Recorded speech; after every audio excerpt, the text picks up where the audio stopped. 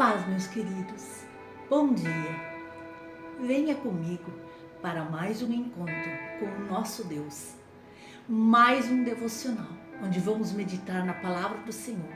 Essa palavra que o próprio Deus revelou aos seus profetas, aos homens de Deus, que através do Espírito Santo deixaram cada palavra registrada. Cada palavra que vai trazer ensinamento, cura, libertação para as nossas vidas. Hoje eu quero meditar com vocês que aqui nessa palavra de Deus, na Escritura Sagrada, há uma promessa de salvação.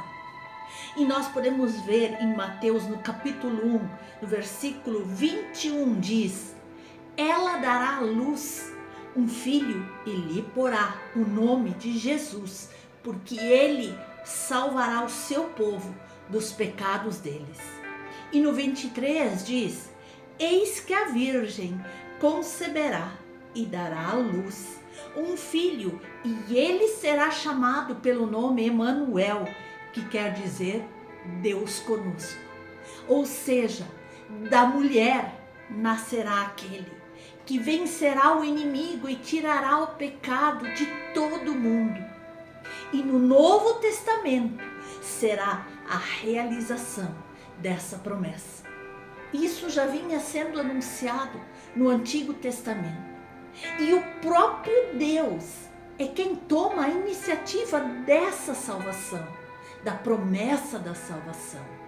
Nós vemos que ele não abandona o ser humano ao poder da morte, ao poder da escravidão, das trevas, mas ele lhe estende a mão e ele diz em Gênesis 3,15: porém inimizade entre ti e a mulher, entre a tua descendência e a dela. Esta te ferirá a cabeça e tu lhe ferirás o calcanhar. O próprio Deus, após o pecado do homem, já estava com o seu projeto elaborado. E essa promessa aqui é a promessa que ele fez, a profecia mais importante do Antigo Testamento, de que veria o Messias, o nosso Salvador. Da mulher nascerá aquele que vencerá o inimigo e tirará o pecado de todo mundo, de toda a humanidade. E depois nós vemos realmente isso acontecer. Nós vemos que todas as escolhas e alianças do Antigo Testamento, as intervenções de Deus e sua mensagem, é tudo em função dessa promessa. Ao longo da Bíblia, mesmo no Antigo Testamento, Deus vai dando indícios, através de outros homens e mulheres, de que haverá o nosso resgatador. Essa é a promessa da nossa volta à casa do Pai. Aleluia! A história, a nossa história é um caminho para Cristo, o desejado de todas as nações.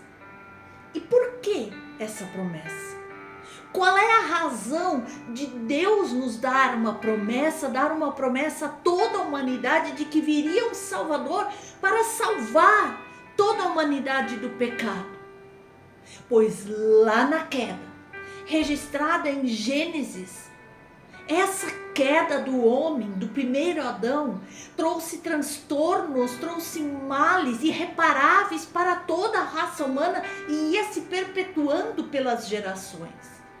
Toda a natureza passou a sofrer as consequências drásticas do pecado, que introduziu a morte no mundo e destituiu o homem da sua perfeita comunhão com o Criador.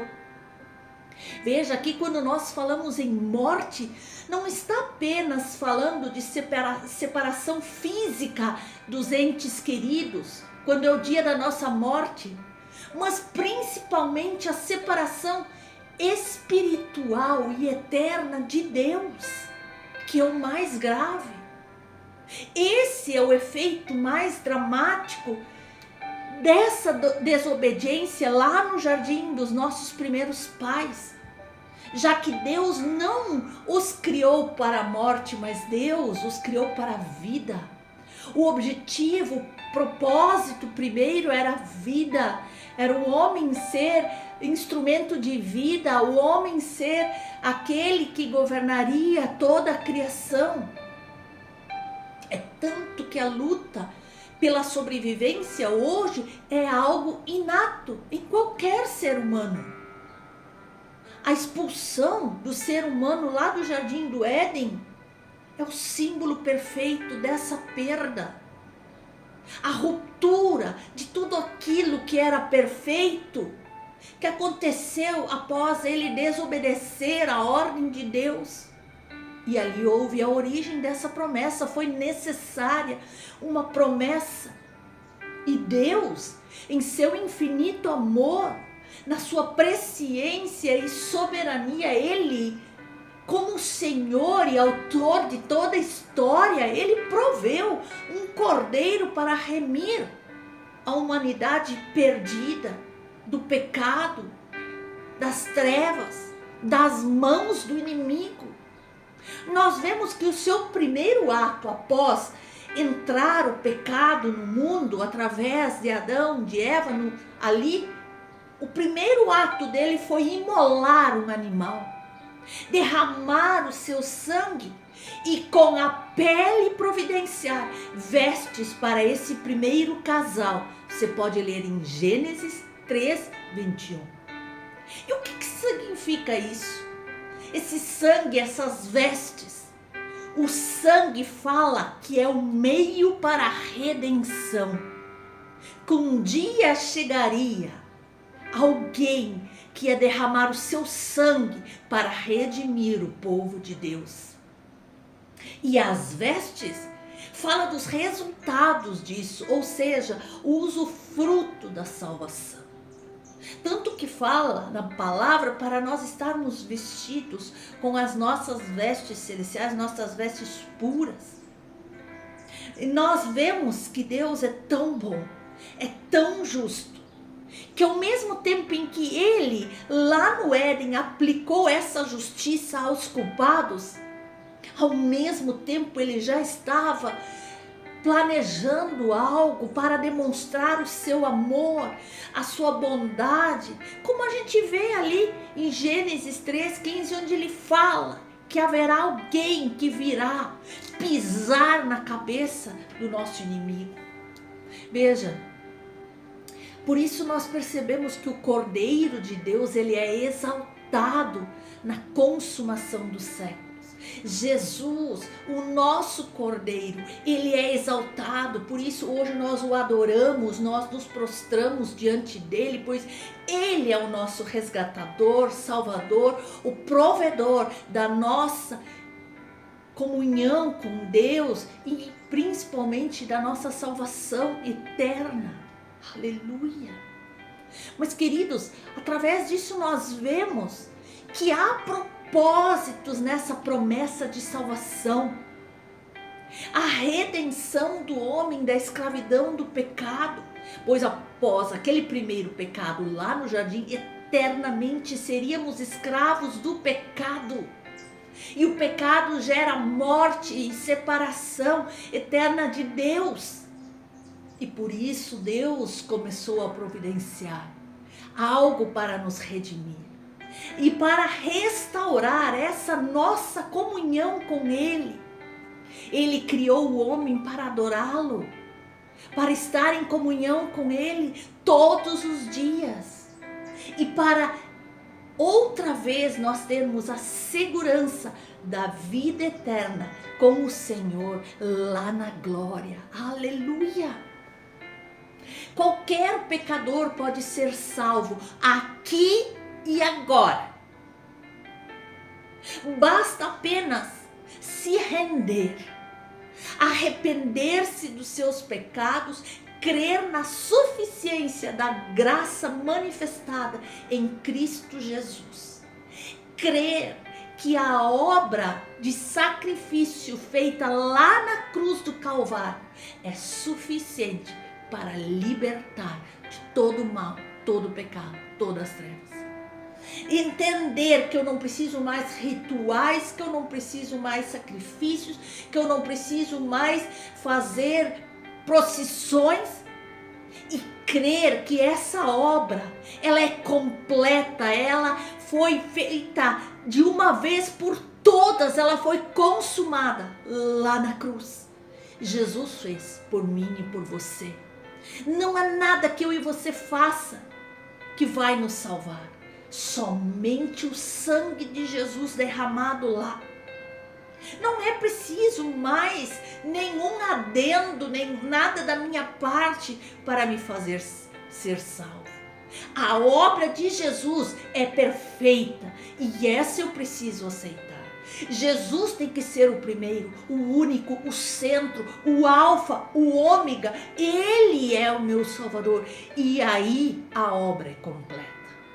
Não há mais ninguém que pode fazer isso para nós. Não há. Esse caminho da promessa, o caminho é Jesus. A promessa da salvação, ela é escrita durante todo o livro sagrado. Nós vemos vários personagens típicos, nós vemos vários homens e mulheres durante o Antigo Testamento que já apontavam para a salvação, onde Deus já estava dando sinais através de conteúdos proféticos que apontavam para este grande dia em que Cristo nasceria de uma virgem e ele seria concebido pelo poder do Espírito Santo e viria a essa terra como homem para pagar os nossos pecados. Ele seria o nosso resgatador. Nós podemos ver, folheando as Sagradas Escrituras, que em determinados episódios bíblicos, como naquele milagroso livramento de Raabe da destruição das muralhas de Jericó, nós podemos também ver lá toda aquela saga do casamento de Ruth com Boaz. Ruth, uma mulher moabita, viúva, sem ter ninguém por ela, Boaz é o seu resgatador. Nós podemos ver o ato destemido de Maria, indo viajar nos dias finais da sua gravidez de Nazaré para Belém, em cumprimento de uma profecia do profeta Miqueias. Tudo estava apontando para o dia em que viria o nosso mestre. A promessa da salvação, ela é reafirmada na história humana como um ato soberano, providencial, todo amoroso do nosso Deus em favor de toda a humanidade. É maravilhoso perceber isso já em cada parte do Antigo Testamento. Isso é tão reconfortante para a nossa fé. Veja, essa promessa foi concretizada. Não foram palavras jogadas ao vento, a promessa se concretizou e do mesmo modo, todas as demais promessas que Deus tem para a tua vida vão se cumprir, sim. Veja que o próprio Deus cuidou que José compreendesse a singularidade daquele evento, de tal maneira que ele soube portar-se com zelo, com cuidado, teve cuidado com Maria, teve cuidado com esse bebê que haveria de vir e ficou ali do lado desta virgem. Veja, tudo preparado para o dia que chegaria o nosso Salvador. Cristo veio, sim, ele veio para cumprir na plenitude dos tempos a promessa de salvação lá prefigurada já no primeiro sacrifício feito por Deus lá no Jardim do Éden e anunciada no primeiro pacto entre Deus e o homem registrado na Bíblia. Tudo apontava para este grande dia. Até vale destacar aqui que essa promessa fica explícita na própria anunciação, quando o anjo fala para José Ele diz: e ela dará à luz a um filho e lhe porás o nome de Jesus, porque ele salvará todo o povo, toda a humanidade dos seus pecados. Esse é o verdadeiro sentido da palavra Jesus. Ele é a nossa salvação prometida. Ele é a nossa salvação prometida por Deus, para nos reunir com Ele novamente, para que nós pudéssemos ter acesso direto a Ele novamente, direto, podermos falar, ouvir sua voz todos os dias. E você vai me perguntar qual é o alcance dessa promessa. A divina promessa da salvação não é apenas um conceito teológico, que talvez mais afasta o homem de Deus do que realmente o aproxima. Não, essa promessa tem a ver com o recomeço de um relacionamento com Deus desfeito lá no jardim através do pecado. E o recebimento de todas as demais bênçãos que estão prometidas para nós nesta vida e no porvir. É uma promessa de que Deus se fará presente, de que Ele terá tudo o que nós precisamos, de que Ele terá provisão para todas as nossas necessidades, de que Ele, inclusive, nos dará a vida eterna, de que a morte não terá domínio sobre os seus. Queridos, a salvação, ela implica em nós vivermos continuamente na presença do nosso amado Deus, de experimentar sua graça, de experimentar o seu poder aqui e agora, e permanecer desfrutando dessa comunhão perfeita, agradável, até chegarmos ao céu e lá continuar usufruindo dessa presença eternamente. Assim nós podemos perceber que esse contínuo e crescente relacionamento com Deus é o ponto culminante da promessa da salvação. Lá no jardim o pecado nos separou de Deus. E Jesus veio para que esse relacionamento fosse reconstruído. E esse relacionamento começa a partir do momento em que você livremente reconhece a promessa de Deus e aceita Cristo como seu único Salvador e como o único meio de reconciliação com Deus. Não há outro caminho, não há outro meio, não há outra maneira de voltar a Deus a não ser por Cristo. E é esse o instante que eu e você somos justificados, regenerados, transformados e nos tornamos santos segundo Deus.